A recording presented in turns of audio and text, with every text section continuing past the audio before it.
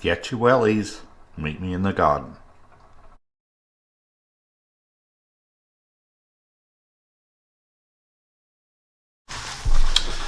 Well, hey gardeners, welcome back to the channel. This is Andy with Get Your Wellies. Today we got some seeds in. I was going to show you those. This is not a big haul like some gardening channels do, but I bought a few seeds that are going to have a good place in the garden, so I was going to just tell you about those really quick. So I do grow some hot peppers for a friend of mine, and so far the last few years he's been wanting to get more hot peppers, so I try and keep some of those in stock. So one of the ones I got was the red ghost pepper. This is one I've grown several times. It is very hot. We like to put a couple of those in a pot of chili, and it really adds some good flavor. Now, second one here is bok choy. This is milk bok choy. It's a baby bok choy. As you can see, it's fairly small. These grow pretty quickly, and I have got some. They're actually purple bok choys in my Aerogarden behind me right now, but we would expect to get these somewhere around 45 to 60 days after planting them, well, at least after they pop up. And we're going to be trying to taste those and see if we enjoy those this year. Also got some Martino's Roma tomatoes. This year we'll be looking to add some tomato paste and sauce to our pantry, hopefully from the garden. So we're going to give these a try. I'm probably going to look for a spot in the raised bed and not do these in the rain gutter grow system this year. I just want to see how they do, give them a little extra space and see if that improves performance for them. This one is an interesting one, Toothache Plant. I don't know if any of you have grown this before. This is actually has Xylanthes in it, which is a anesthetic property. It when you eat one of these flowers, you can actually put it, if you had a sore tooth or an ulcer in your mouth, you can put that plant, that little yellow flower that you're seeing there on this picture, on your tooth, and it will numb it. And the numbing effect lasts about 10 to 15 minutes, and really no more than that. Kind of an odd feeling. Some people like it, some people are not quite so sure, but it does help if you have anything sore in your mouth. It can be dried and still is just as potent, possibly more potent, if it's been dried. So you can use the leaves, you can use the flowers. These are also known as electric daisies, buzz buttons, and nature's pop rocks. I'm sorry. I never used to eat pop rocks as a kid, but my kids had them, and anyway, they're kind of fun. It's something, another one of those things you can stop in the garden and play around with a little bit. Some people want to try them, some people maybe not, but that's okay.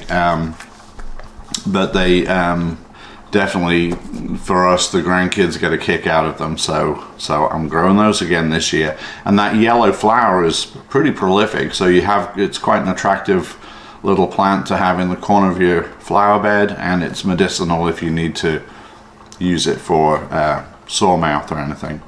And then Baker Creek, I spent total $16.50 for what I bought here. There was actually 2 packages of the Toothache Plant, but one was for a friend. So that would have been, let's see, 6 packets of seeds.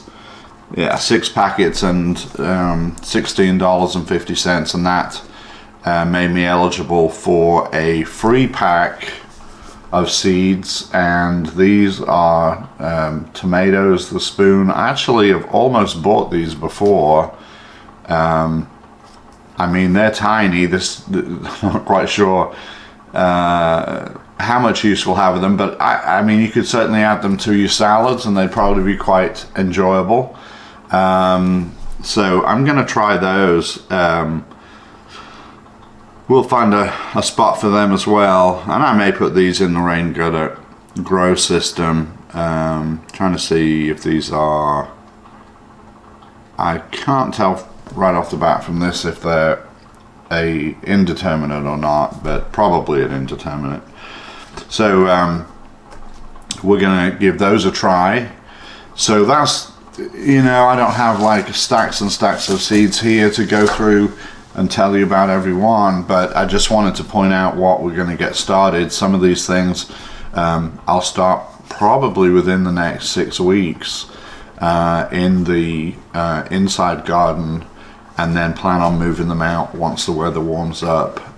So the next few weeks on Get Your Wellies will be a lot of getting things ready, getting beds ready outside, getting trays ready inside, so that we can make a smooth transition from our seed planting in the house to out to the garage under grow lights there, and then ultimately out to the garden.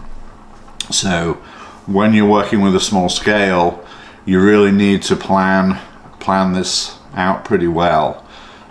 Each year I've done better with planning the space in the garden because it's small, and I've learned a lot more over the years about if I plant, you know, a rosemary plant here, how big will it get? And you know, some things you put them in and think, well, you know, it'd be nice to have a little bit of color there with a couple of square feet of some kind of flower, and then you end up, you know, it takes over the whole bed. So the more you learn about these things, you can really plan, and in your mind's eye you kind of can anticipate what it's going to look like. And it's really great when it starts to look like what you had in your head that it would look like. That's actually a very rewarding thing for me. So anyway, that's what we'll be doing. Very short video just to tell you what's kind of going on around here. The Aerogarden behind me, those plants are coming along. We'll just have a quick look at those.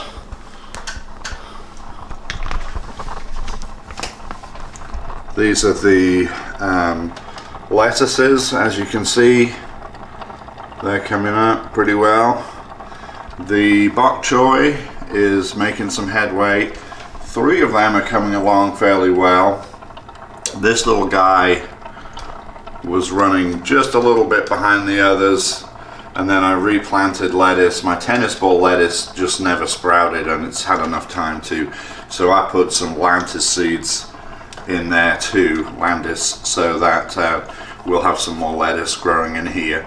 But it just takes a little while to see things start to flourish, and of course that's what we want to have happen.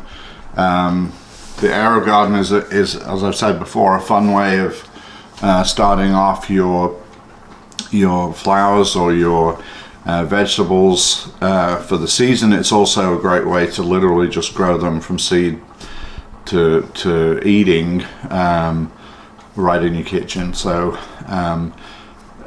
it's nice when you can get things like that, and I wouldn't consider them terribly expensive things to own, but if you're on a tight budget, you know, you may just need some soil and get a light. That's the other way.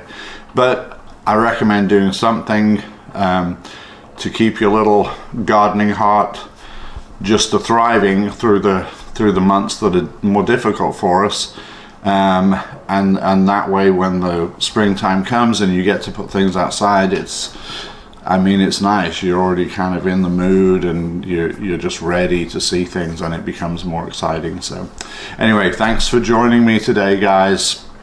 I won't go on anymore. I will see you though on the next video, and until then, bye now.